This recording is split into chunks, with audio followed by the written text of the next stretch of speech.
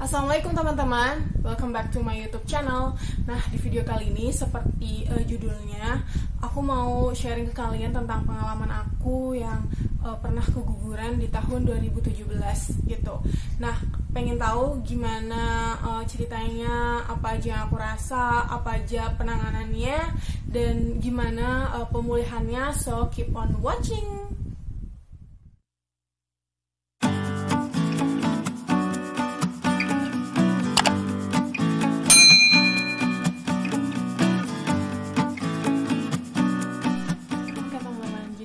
Aku mulai dari awal ya. Jadi aku menikah itu di tahun 2016 dan aku mulai hamil pada tahun 2017 gitu. Jadi 1 tahun penantian untuk hamil gitu. Nah, jadi karena lumayan lama aku nunggu, pas aku hamil sampai telat 2 minggu, aku tuh sampai nggak ngeh bahwa aku tuh lagi mengandung gitu.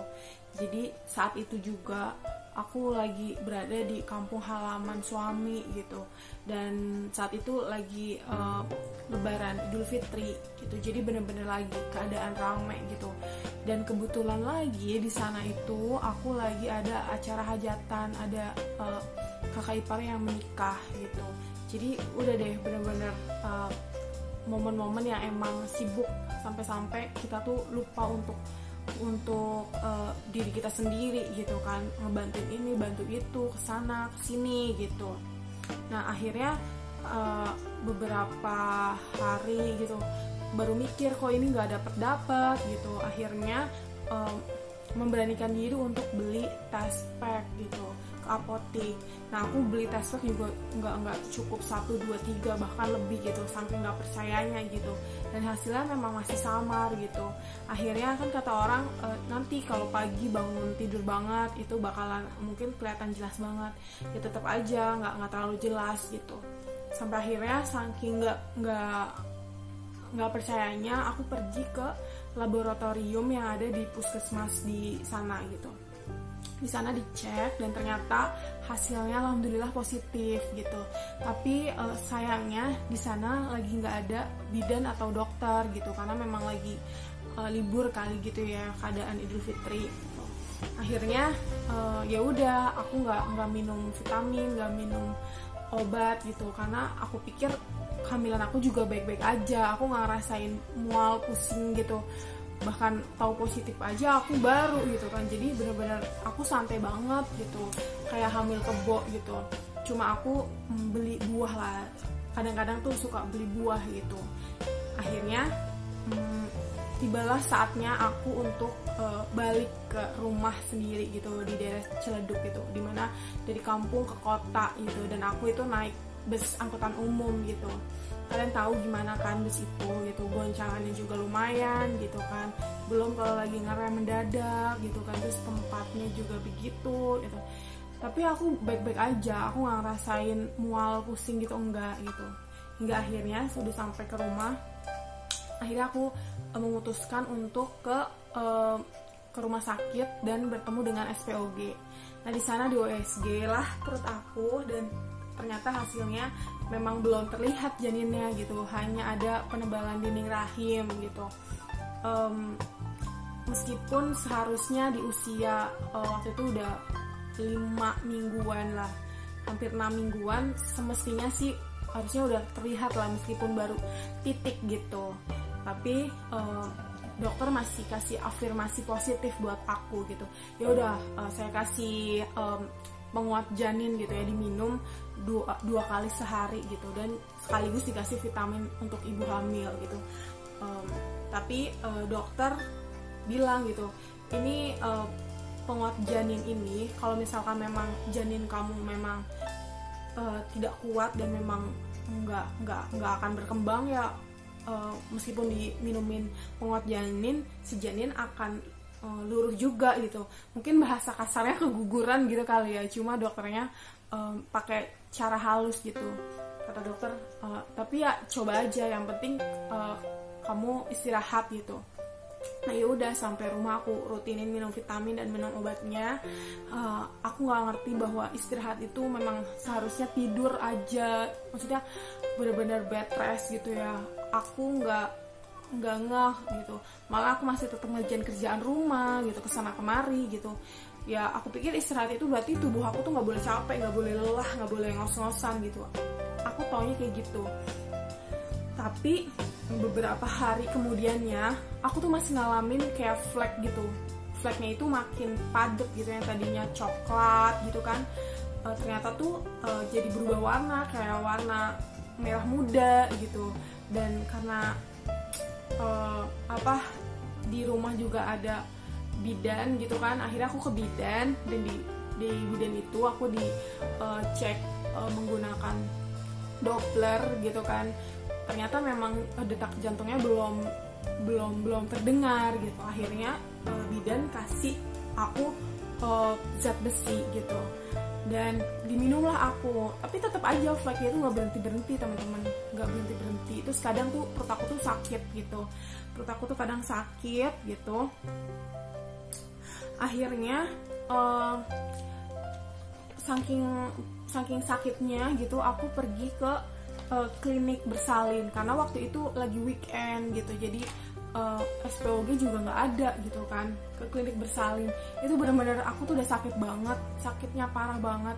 Jadi tuh perut sama bokong itu tuh udah sakit banget gitu, udah menyatu deh sakitnya. Perut sakit sendiri aja gimana rasanya kan, luar biasa. Ini sama bokongnya juga gitu.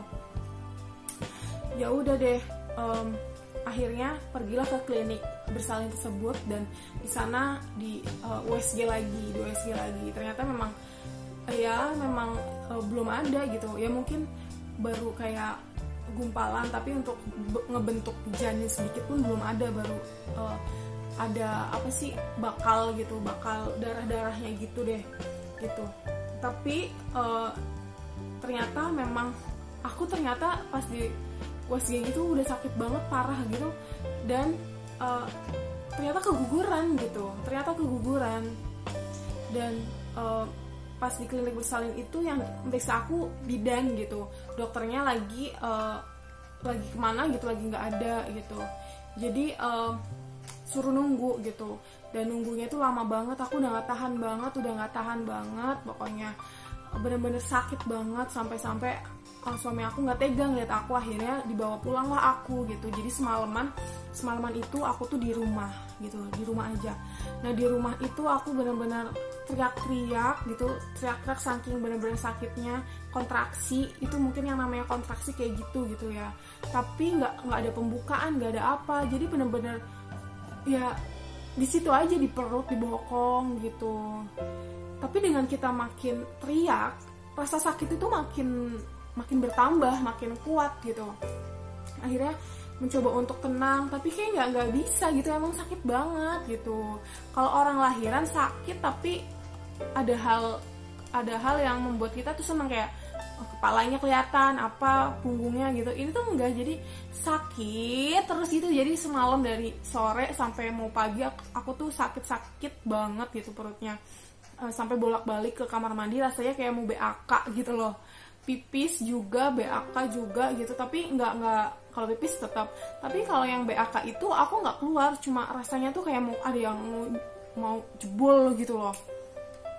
Akhirnya setelah berkali-kali ke WC gitu ya, aku mikir, ini kayaknya aku mau BAK gitu. Ternyata ada yang mau keluar gitu. Dan tahu nggak kalian, itu bukan kotoran dari BAK itu yang keluar, tapi ternyata itu tuh bakal janin yang keluar gitu. Jadi dari kelamin aku justru keluarnya gitu. Jadi memang kalau dari kelamin apalagi kan, kalau bukan bakal janin gitu. Dan itu plung begitu, itu aku ngerasanya kayak rada gede gitu, genjel gitu, jel gitu.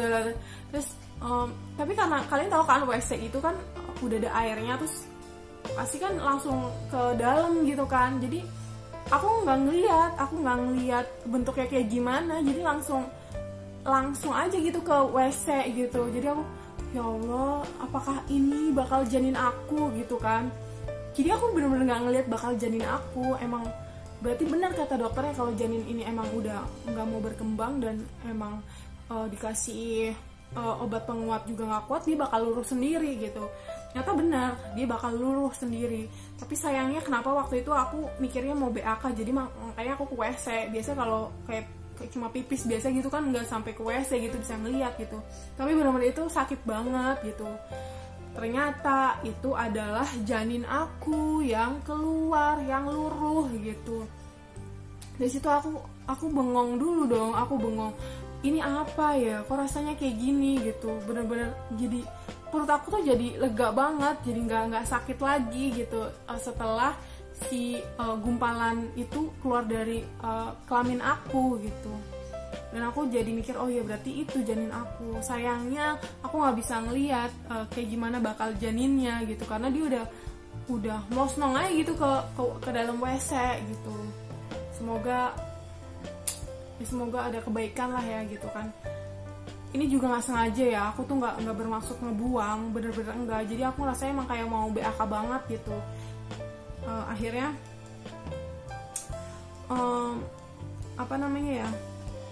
akhirnya aku balik lagi ke kamar dan aku rada tenang tuh, nggak kesakitan gitu. Dan aku masih diam aja, masih mikir apa itu benar janin aku gitu. Dan aku belum berani ngomong sama suami gitu. Akhirnya aku bisa tidur lumayan nyenyak gitu kan. Itu udah pagi kejadiannya. Akhirnya keesokan harinya aku masih biasa aja gitu kan. Dan udah nggak sakit lagi dan nggak ada flek lagi gitu kan. Dan akhirnya besokannya lagi aku ke SPOG aku yang sebelumnya itu gitu, nggak ke klinik bersalin itu gitu. Akhirnya SPOG itu bilang ya memang ini udah luruh kok gitu, nggak perlu dikuret katanya gitu, karena ini aku kasih obat peluruh aja gitu biar bersih katanya gitu. Ya udah, aku akhirnya diresepin dengan obat peluruh gitu ya, supaya rahim aku bersih dari sisa-sisa bakal janin itu. Udah tuh, pulanglah aku gitu. Akhirnya hari demi hari berjalan dengan biasa aja gitu. Tapi kok aku masih ngerasa kadang tuh masih suka sakit gitu. Terus ternyata masih ada flek-fleknya juga gitu. Meskipun udah dikasih peluruh, katanya sih harusnya seminggu atau 2 minggu udah kelar gitu ya. Ternyata itu masih gitu. Akhirnya aku penasaran kan. Dan aku kembali lagi ke rumah sakit itu dengan dokter SPOG yang berbeda gitu.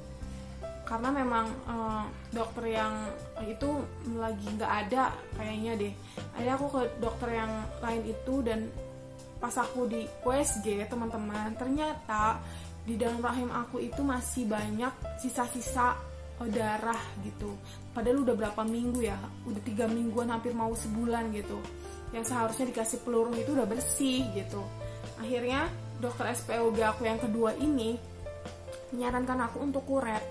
Karena kata beliau, kalau sisa keguguran tidak dibersihkan, itu akan menghambat kehamilan gitu, dan akan berbahaya juga gitu bagi rahim gitu. Jadi aku nurutin aja kata dokter, karena dokter kan lebih paham ya daripada kita orang awam gitu. Akhirnya oke dok, nggak apa-apa, dikuret aja gitu. Akhirnya dikuret lah aku, dibikinin jadwal gitu kan, dibikinin jadwal segala macam. Akhirnya beberapa hari kemudiannya, nggak lama sih, cuma 2 hari gitu kan, mungkin nyari-nyari kamar gitu kan, nyari-nyari jadwal dokter juga gitu. Karena meskipun kita cuma kuret, kita juga ada perawatan juga, kita harus nginep juga di rumah sakit gitu, ada pemantauan juga dari perawat, dari dokter gitu. Akhirnya dikuret lah aku gitu. Nah rasanya di kuret memang nggak terasa ya gitu. Tapi pas aku tanya sama dokter, di kuret itu diapain dok, seperti apa gitu. Jadi beliau bilang di kuret itu kayak